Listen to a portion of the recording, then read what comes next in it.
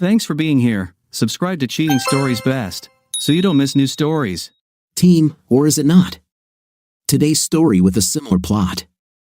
Enjoy watching it. Tom was working on new test data. It was boring and time-consuming, but it was the crux of all the work he and his team had done on the test car over the past month. So, whether he liked it or not, he was collating and grouping the information for analysis. His phone beeped with a text notification. He saw the screen flash but didn't pay attention to the sender's name. Several minutes passed before he saw a pause in the data and looked up from the monitor. He picked up his phone and looked at the notification. It was a number that was not registered in his contacts, and although the area code was local, he did not recognize the number. For a moment, he considered deleting it as spam, but then he thought he should just open it and see if it was from someone on the team whose phone number he hadn't saved yet. He clicked on the text, and a message appeared on the screen. At first, he was confused. Who could have sent him such an intimate, explicit image? But then, he read the message. Watch attentively. You still have time at Bradley's 18. He read it again, then chuckled slightly. It wasn't often that they got the wrong number for a text like this. He was about to delete the message when he looked at the picture again, and his heart stopped. He didn't notice it at first, but on her left leg, so small it was almost invisible, was the tiny mole belonging to Alice, his wife of the last 6 years.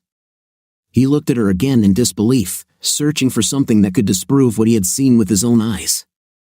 But the closer he looked, the more convinced he was that he was looking at a terribly incriminating photograph of his wife. He read the note again. Bradley's was a local pub, but not the one where Alice frequented. He was in the next town over. But why was Alice at Bradley's at 6 o'clock in the evening when she was supposed to be on her way to Boston? Her team was preparing a big proposal, the presentation scheduled for Monday afternoon.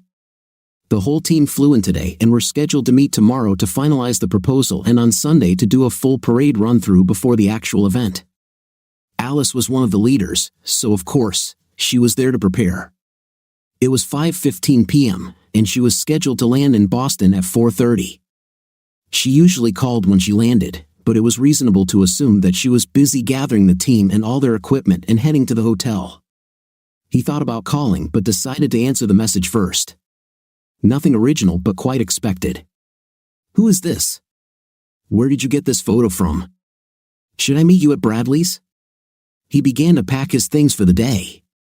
He decided he would go to Bradley's. He was going to get an answer one way or another. He wrote Alice a message. How did the flight go? I'm going to have something to eat. Call me when you're free. He was going to keep a low profile and try to figure out what was happening. He was walking to his car when his phone beeped again. Alice, he thought, and opened the phone. The message was a response from the mysterious caller. I'll be there, but I'm sure you'll find someone more interesting there than me. Now his head was spinning. He opened the maps on his phone and quickly walked to his car. It was a 30-minute drive to Bradley's, and it was now 5:40 p.m. He would get there shortly after 1800 hours. He had no idea how critical time was. So he would go straight there and hope he would arrive in time for whoever the message writer thought would be of interest to him. On the way, his phone rang again. This time it was Alice. Crazy time with the team. I'll call you later before bed. Love you. He didn't think anything about it. Their conversation would take place later. He was more interested in the meeting at Bradley's and how the author of the message got such intimate information about his wife. His heart was beating a mile a minute. When he pulled into the parking lot at 6:12 p.m., the author of the message had not given him the slightest hint as to who he was looking for. So he assumed that whoever wanted to meet him here knew him and would get in touch. But it was the comment that there was someone more interesting there that caused him the most concern. The author of the message clearly knew something that he didn't, and he felt like he was being set up. But he couldn't think of any other way to figure it out. His insides were in turmoil because of the photograph. He trusted her completely, and their bed life was great, or so he thought. But there was only one way for someone to get his wife's photo, and he was going to find out in about 5 minutes. And the thought of the finality of this answer made him afraid. He stepped inside and turned his gaze to the dim lighting. Not knowing the pub or its layout, he stepped away from the door for a moment and surveyed the surroundings. In front of him was a large dining room, and to the left of it was a bar. He walked to the bar, found a seat at the end, and sat down. The bartender had just finished filling the order of a well-dressed customer and approached Tom to take his order. He asked for a draft and turned to look at the dining area. His attention was drawn to a man who had just taken his order and was walking across the dining room floor towards a table full of smiling people. Then he saw what the text had been hinting at. Alice was sitting at the table, accepting a drink from a well-dressed man, smiling and dressed to impress in her little black dress and pearls. He was on autopilot. He stood up and walked over to the table where Alice was sitting. He was 2 steps away from her when she saw him. Her face turned from an open smile to a frightened look. He didn't slow down. As Tom approached the table, he grabbed the well-dressed man's hair with his left hand, yanked back sharply. And the well-dressed man dropped his drinks and stumbled backward, losing his balance and crying out in pain. As he pulled the man past him, he let go of his left hand and prepared to throw a right punch to the face. But realized that the man's backward movement was too fast and he was out of range, falling on his butt before Tom could engage him in the battle. He took 1 step towards him and recognized him. "Don't get up, Pete," said Tom. "I'm serious." The previously well-dressed Pete looked up from his drink-soaked suit lying in a crumpled heap at Tom's feet. He nodded but didn't move or speak. Tom looked back at Alice. The whole table was silent. He recognized several people. They were all part of Alice's team and came to his house to eat and get together. Perhaps loyalty to the team trumps infidelity, he thought, except for one person. Someone sitting in front of him at that moment knew the truth and decided to tell him. He thought about finding out who it was, but only for a moment, and then decided it wasn't worth pursuing. "I'm going home. If you expect any chance of saving our marriage, you will come home now," he said to Alice. She nodded and started to rise, but he raised his hand. "Better give me a minute to leave." Before he turned to leave, he looked at Betty Wilson sitting next to Bob Thornton. "Betty, Bill thinks you're in Boston too." "Bob, is this what Hannah thinks?" They lowered their eyes. They could not meet his gaze, much less answer his question. Is the whole team really sleeping with each other, he thought. Unfortunately, he knew that at least one of them was. The journey home was automatic. He seemed surprised to find himself in his driveway without even realizing it. He entered the house, took a beer from the refrigerator, and sat down in the living room. He knew Bill Wilson and Hannah Thornton. He didn't recognize the other 2 couples. There were 4 couples in total. He debated whether to call Bob or Hannah. He realized that he didn't want to talk and didn't know much, but at the same time, Betty and Bob were lying. Assessing the situation, he decided to write to them. He quickly sent a note to both of them, just found out from Alice that the team's travel plans appear to have changed. Better call for news. Well, now they knew something happened, and they could decide whether to investigate it further or not. At least his conscience was clear. About 20 minutes passed when he heard the garage door open, and Alice drove into the garage. He was waiting in the living room. She walked in, still wearing her little black dress but without her shoes or jewelry. She seemed calm as she walked into the living room and sat down opposite him on the sofa. He was silent and waited for her to begin. He knew that silence is a powerful tool in any discussion. He decided that the silence would last as long as necessary. It didn't take long. Alice seemed ready to explode. "It's not what you think," she began. He raised his hand to silence her. "You have absolutely no idea what I think about what I saw this evening," Tom replied. "I don't need much backstory. We are both engineers. I think you know as well as I that there is no real or objective answer to any question. Why? This is simply a rationale to mitigate poor results. So, I won't even ask why. Let's start with something simpler. How much time, how many, how often do our friends, other than the other traders at the table, know me as your cuckold among your work colleagues and our friends?" "No, Tom, it's not like that at all," said Alice. "We are a team. Our travel plans were disrupted, and instead of returning home and hitting the road again tomorrow, Pete suggested we just stay in town and rest before the start. I didn't see the whole team there. Where was everyone else? Tom asked. When we received the message, some of the team decided to stay home one more night and meet us at the airport tomorrow, she admitted. But you decided to lie to me, he said. You looked pretty close to Pete. Is there anything going on between the star engineer and the prodigious program manager that you'd like to tell me about? Tom asked. Well, for starters, Pete is fine, and he convinced the owners of Bradley's not to press charges, she said in a positive tone. His eyes opened wide in complete amazement at her sense of devotion. I don't care about your boyfriend. If that idiot hadn't tripped over his own feet, I would have broken his nose. By the way, the jury is still out, Tom said. Let him press charges. I've already spent a night in jail. It doesn't scare me. Agree, this will be convincing evidence, he said with a half smile. Do you love him? Alice fell silent for a moment. He could tell she was gathering her thoughts. Yes, she finally said. Silence was indeed a powerful tool, and his mind was working overtime to fill the space left by her silence in the conversation. Again, it doesn't look like things will end well. He's not my boyfriend. Absolutely nothing happens, she continued. Yes, I should have told you about the travel plans, but it seemed such a small thing. Whether I was in the city or in Boston, it didn't matter. You weren't expecting me, and I was still committed to the team. All we did was eat dinner before heading to our rooms. There was no reason for you to act the way you did. He just brought drinks. You completely embarrassed me in front of my team, she said. Now she was in full bluff mode, trying to see if she could bluff and turn up her nose. He opened his phone, called up a message, and slid the phone towards her across the coffee table.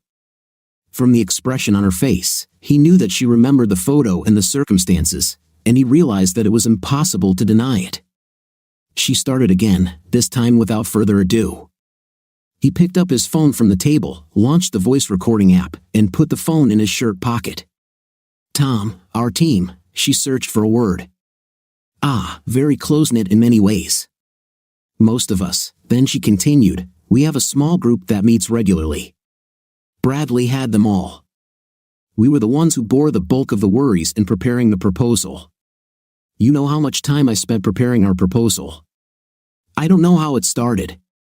It was sometime after Pete took over as Prime Minister. We worked closely together, and I was attracted to him, and it just happened, Alice said. No, Alice, he reminded her. Intim doesn't just happen. First, you need to take off your clothes. There are a lot of conscious decisions. We both know that, so don't insult me, please. So, almost 6 months, he answered one of his questions.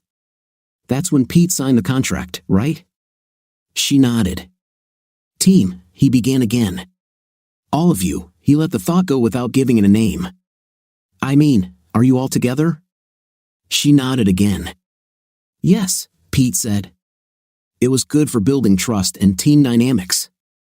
Is this what he said to convince you all to start an Intim team in the company? He asked. Now you're being rude. It's much more than that.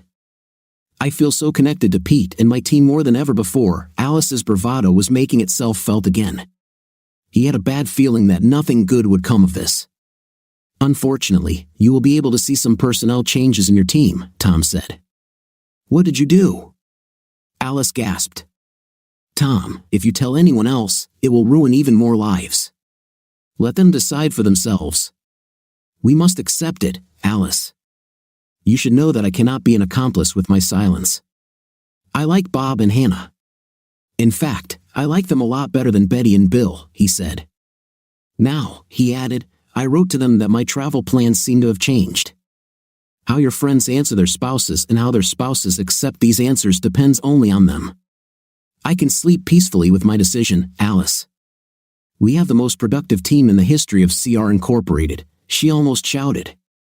And you benefited too, mister. Just because we had team planning meetings on Wednesdays doesn't mean you missed out. I never turned you off. You always had access to me whenever you needed. So, I was having fun with my team a little earlier, and you never knew. That photo you showed me, do you want to know about it now? She was mocking him. So, now just because you know and just because your poor ego is hurt, You want to trivialize everything that me and my team have achieved, Alice hissed. She got angrier and angrier. It turned me on. Tom felt his heart rate increase as Alice continued to defend her team's driving force, and he also grew angrier. For a moment during the ride home from Bradley's, he thought that if this was just one time with Pete, then maybe he could forgive her. This thought has long since died a bloody but quick death. He didn't need to hear anything more. He didn't want to hear anything more, but she continued, "No, sir, we won't let you get away with it. You should text Bob and Hannah back and let them know you heard from me and we're stuck in Atlanta but have flights booked for the morning. This is the story that Betty and Bill are going to use, and you are going to support them, so help me," she shouted. "There are tens of millions worth on this deal, and your grievances don't mean a damn thing. Send a message, and then we'll talk about what we should do next." "What next, Tom?" she shouted. "There will be no further. Are you going now? You, your sick team, and your leader Pete can continue as you wish. We're done. I'll find a lawyer this week and sort everything out. It's a simple 50-50th split.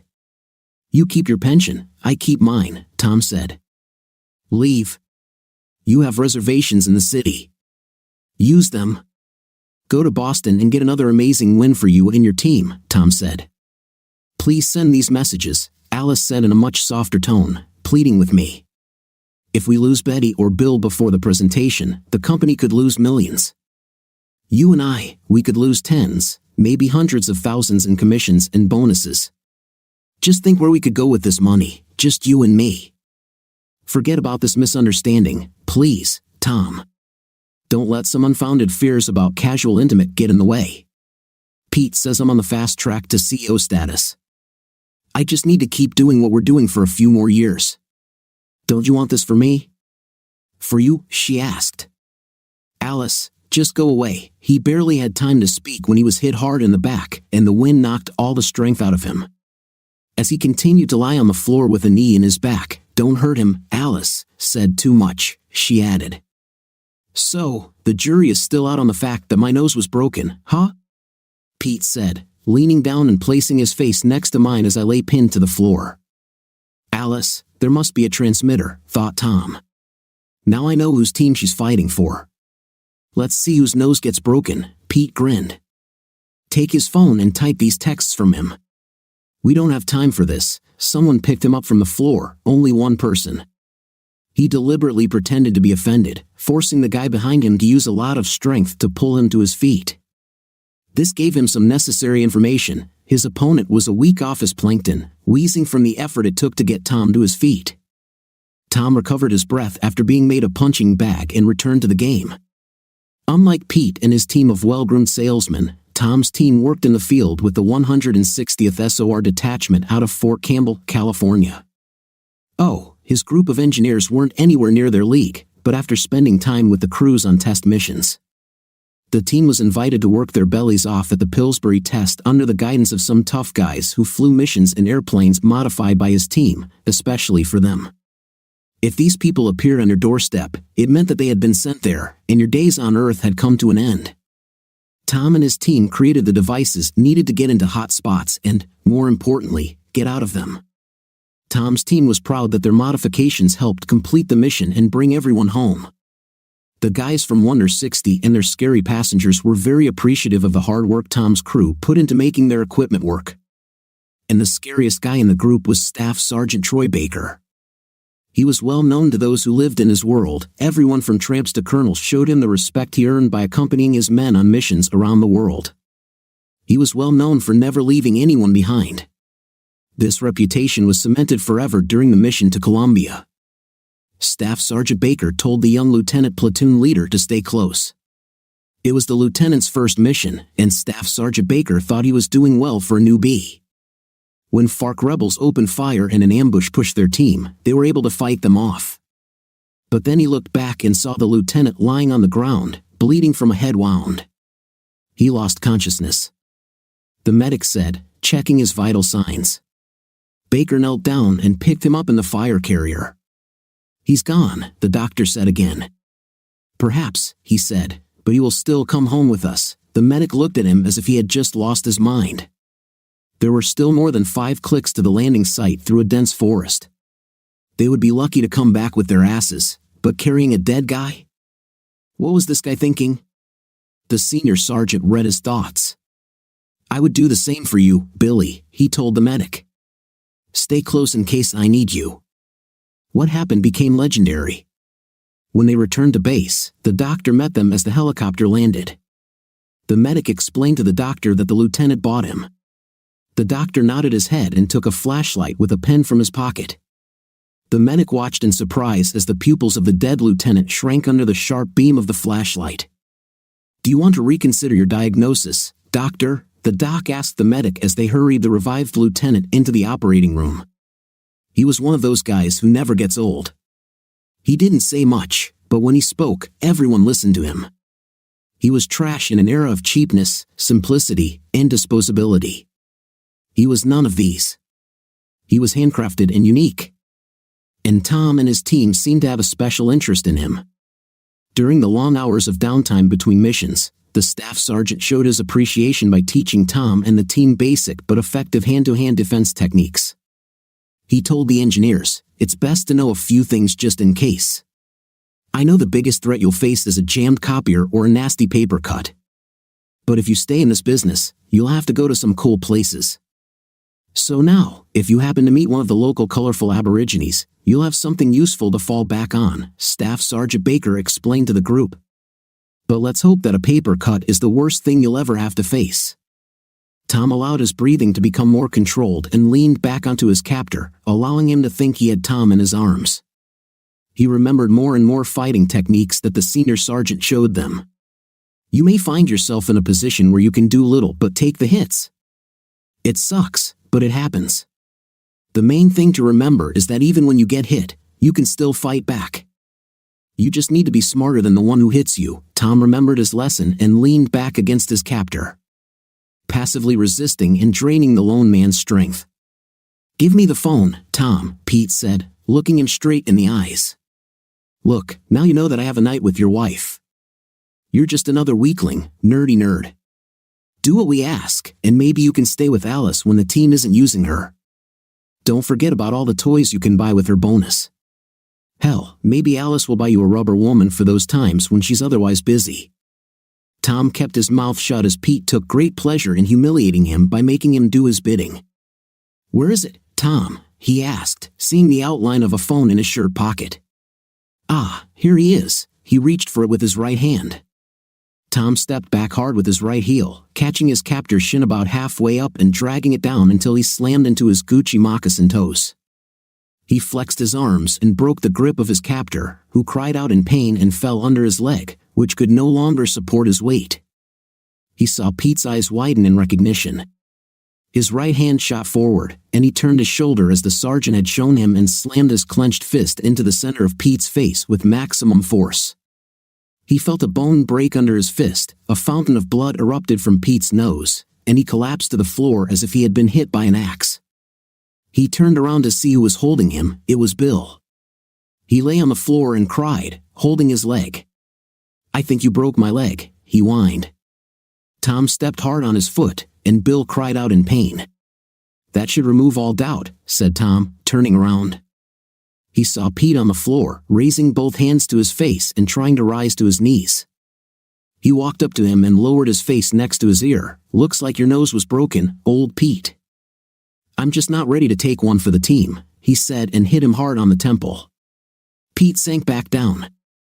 His adrenaline surged, and his breathing quickened as he searched the living room for Alice. At that moment, he felt a strong blow to the middle of his back and the base of his neck. He dropped to one knee and turned to face another attack. He looked up and saw Alice with a cast-iron frying pan in her hand. She missed the target and dealt Tom only a glancing blow. He rose to his feet and grabbed the frying pan. "Tom, we can still make it work," she said. "Think about the money you will throw away. I'll stop all this extra intim. I'll stop them. I promise, just you and me, just like old times." Tom massaged the back of his head with his left hand and looked at her, stunned at how quickly she was changing from one Alice to another. For a minute, he thought about the alien from John Carpenter's The Thing, how it changed shape with each new challenge. He smiled at the thought. Alice took this smile for silent consent to her last request and moved to hug Tom. He lowered his left hand from his neck to steady her, then, after a moment's hesitation, he raised his right hand and punched her right in the nose. Not hard enough to knock her out, but hard enough to break a bone. Alice screamed and collapsed on the floor. "It hurts, doesn't it?" asked Tom. "Your eyes are watering. You can't see, you can't breathe, there's blood everywhere." "It works every time," he said. "Why did you hit me?" she cried. "Because I could," he replied. His phone was still on and recording. Not all the records were in his favor, but he felt he had enough to justify his actions. He quickly looked around the room and remembered what the staff sergeant had told him: decide when you can act, and don't move until it's right. But once you do, do it all, and don't stop until no one moves but you. He looked around, except for Bill whining in the corner and Alice trying to stop the blood flowing from her nose. He was the only one moving. "You saved another top," he thought. "It doesn't look like you, lover boy, and Mr. Bill will be able to serve on Monday." "Damn bad luck in missing out on all those millions and big bonuses," Tom continued. "Well, I wonder what Art will say when he finds out." He considered calling 911, but he waited, knowing that once the police showed up, he would lose his chance to question Alice, and walked over to where she was sitting. A dish towel was pressed to her face. Tom knelt down next to her. "Pinch the bridge of your nose with your thumb and index finger like this," he said, demonstrating. The surge of adrenaline subsided, and he suddenly lost all his energy and sat down heavily opposite Alice. Where did his wife go? The Alice he saw every day was not the same woman who sat opposite him. And he again wondered how she had deceived him for so long and so thoroughly. "Was it worth it?" he asked. Alice looked at him and shook her head. "It could be," she said, "if you would just agree. We were so close. After Monday, I'd be on my way to the executive suite. This will set me back. I can fix everything, but it will set me back." "So this is all you dreamed of?" "Becoming vice president," said Tom. "What about us? Deception, lies, will this continue?" "Tom, you are so naive. Pete knew this. He told me that your black and white ethics and Boy Scout attitudes would hold me back if I let them. He told me that I had to break away from your control and become my own woman if I wanted to succeed." "Did he tell you this before or after he got your body?" asked Tom. "You don't know half of it," she spat. "Oh, I tried to be a good engineer girl and do all the things you said would improve my career. Do you want to know what actually works?" Tom was silent. "When someone decides to blow themselves up, sometimes you just have to get out of the way," she said. He was still recording. "Well, I'll tell you, my loving husband, all those things you told me didn't work. I bent over backwards to make sure all my assignments were completed on time and on budget, and all I got was a few well done, girl. It wasn't until Betty took me aside that I learned what a woman really needs to do to be successful. Trust me, income on your way to the top works, and it's a lot easier and a lot more fun." "So this happened before Peter showed up?" Tom asked. "Oh, for a smart engineer, you can be awfully slow sometimes, Tom," she said. "It was at a Christmas party a year after I joined CR that I gave myself over to Art for the first time and never looked back." "Wait, are you also having a night with the boss, Art Vandelay?" Tom asked incredulously. "Yes, Tom. Art, Pete, Bill, and everyone else on the team who can help me in my career here. Even now, if you think you've thought of everything, we told Art where we were going when we headed here. Now he is assembling the rest of the team. They will be given a legend about our absence. They will have to make the move without us. But I think the extra effort we put in with their purchasing managers will pay off." "Do I really want to hear this?" he thought. "Oh, what the hell, why not? Extra effort, Tom." "You've always been proactive," said Alice. "It was so easy that I don't even want to call it an effort," she laughed. "What's the old joke? Like the worst intimate of my life was great," she continued. "At the bidders conference, it was so easy with the men that we had to get a little more creative with Brenda, the exemplary woman on the selection committee. It's funny that I can even seduce a woman, but I had to bring in old Pete as a kick. And if we take into account the promises that after concluding the contract we will start working together, then yes, our selection committee is in perfect order. Why then all this? I mean, if everything is blurred, why all these forceful methods? Tom asked. It was Pete's idea, stupid, she said. I told him to chill, that I would come home, calm you down, and be back in time to catch the flight. But he wanted to play the alpha male. Look what it gave us. And now, instead of being the face of the winning team, I'm sitting here with you. Like I said, this can be fixed, but it will set me back. You wouldn't buy me so cheap, he said. Maybe not, Alice replied, but I would still fly. Well, now you definitely won't fly, he said, remembering that Pete seemed so knowledgeable. He decided that Alice must have a transmitter with her. Art, are you listening? I'll call the police now. I'm sure there are several felonies involved, and we haven't even begun to go down the rabbit trail of fraud. This is a federal contract, isn't it, Alice? Tom asked rhetorically. Yes, the feds don't really follow, as you put it, extra efforts. I'm sure you have excellent lawyers and all that, but maybe there's an alternative. He left it alone. A moment later, Alice's cell phone ringtone began playing Hail to the Chief. Art, she asked on the phone. Certainly, I'll put it on speakerphone volume, Art's voice sounded through the speaker. First, let me apologize to you. Pete's actions were a blunder. I can assure you that the board of directors will deal with him decisively. Thank you, Art. My heart was relieved. Glad to see you and the board take assault and fraud so seriously, Tom. These are all very sad accusations. Lawyers will get rich, but no one wants to rock the boat. We can pay the fine. Pete and Bill will get community service. But in the end, you'll get divorced and be half as poor, Art explained in a matter-of-fact manner. Do I hear an or in this tale, Art? Tom asked. Alice always said you were the smarter of the two of you. However, I'm more glad I hired Alice, said Art. Yes, Tom, there is definitely an or here, Art continued. Tom, we CRAR displaced you in the affections of your wife. And when you found out about this and raised the question, you were treated in the most shameful manner, Art continued, instead of calling the cops. As you put it, we could come to an agreement. I just sent a picture to Alice's phone. Well, not me, but one of my technicians. They told me that they disappear after viewing. Look, perhaps this will restore some goodwill. Alice opened the photo and turned the phone towards Tom.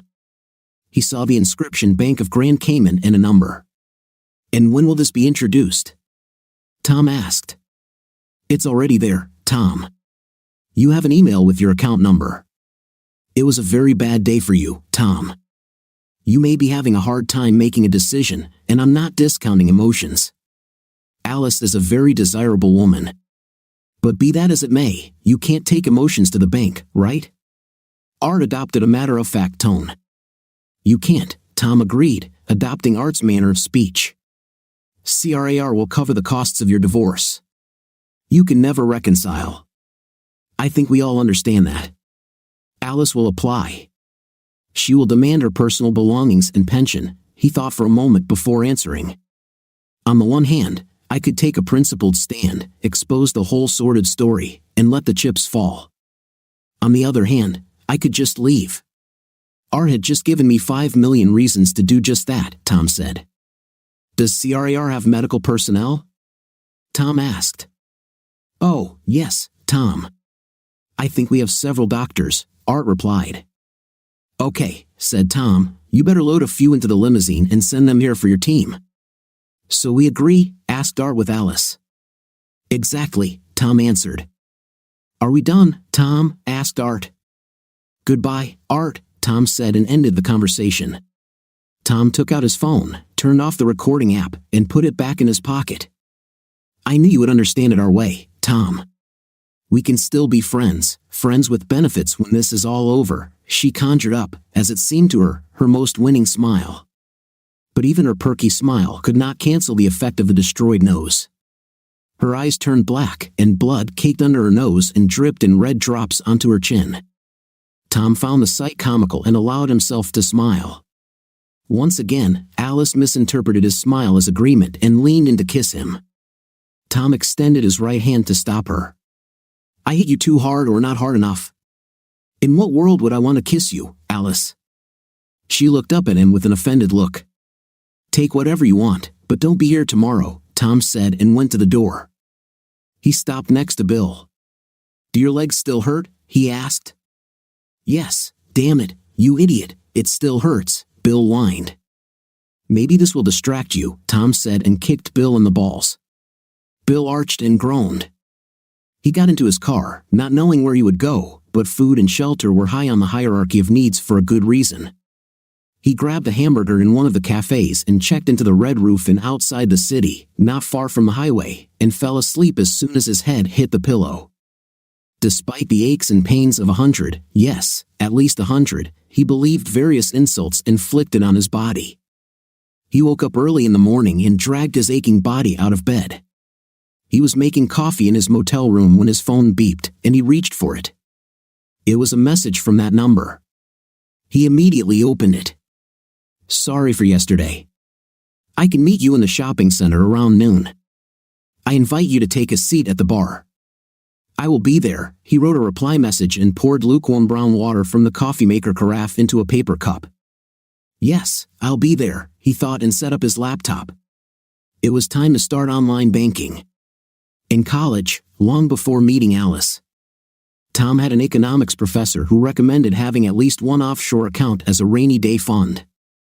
He had nothing to lose, and with the help of the professor, he soon became the owner of a brand new bank account in the Cayman. It was his Love You Foundation. He opened an account 10 years ago and added to it whenever possible. He was proud that he had about $50,000 in his account. Well, his Love You Foundation was about to get a serious boost. Tom opened each bank's secure website with a password and a few keystrokes. He transferred most of Krar's payment into his personal account. On the original account, he left $100,000. He showered, changed clothes, and prepared to go to meet the mysterious author of the message. Tom came in just after noon. Walking inside, he saw a man who waved to him.